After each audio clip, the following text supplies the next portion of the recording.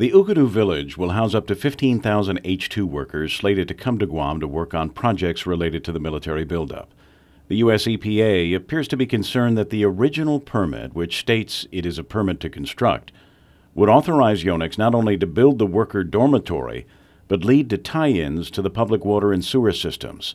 The U.S. EPA's concern is that the Ukadu village's estimated 1 million gallons a day of sewage would place an overwhelming burden on the already overburdened Northern Wastewater Treatment Plant. In a request to the District Court for a status hearing on the original permit, Department of Justice Attorney Robert Mullaney stated, "We remain concerned that DPW's permitting process for the Yonex project appeared to curtail review by both Guam Waterworks Authority and Guam EPA." However, according to documents filed in District Court last Friday, the original permit, issued by DPW's Permits Administrator Jesus Nanete, has been changed. The changes include crossing out the word construct and changing it to erect, striking out proposed dormitory workforce and changing it to erect building, shell only. The initials JN appear beside the changes for Jesus Nanete. However, the date the changes to the original permit were made is not indicated. In addition, Nanete submitted an odd declaration to the court in which he declares the permit being referred to by the United States was not the permit issued by DPW on July 12th. That seems to mean that the revised permit is actually the original permit, and the original permit was never issued, even though they were both signed by Jesus Nanete and have the same date, July 12th.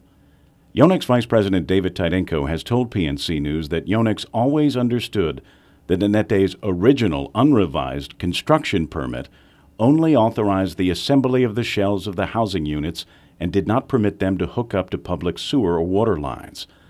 But the original permit shows the shell only could have been checked. Instead, new building was checked on that permit. The revised strikes out that and checks shell only.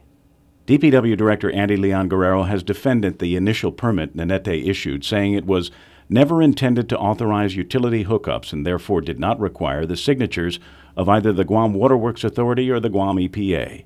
Leon Guerrero has also told PNC News that he expected the Attorney General to require him to revoke, revise, and reissue the permit to clarify the objections initially raised by the U.S. EPA. But that never happened. Instead, during a meeting with the Guam Attorney General last week on Tuesday, DPW officials say they were instructed not to comment any further on the Yonex project and to refer all questions on the project to the Attorney General. The AG, in turn, has declined to respond to any further questions from PNC News on the issue. Now, the Guam Attorney General has filed an entry of appearance in the case with the District Court. The entry of appearance accompanied by Nanete's odd declaration that the original permit U.S. EPA is concerned about is not the permit issued by DPW on July 12th. Kevin Kerrigan, PNC News.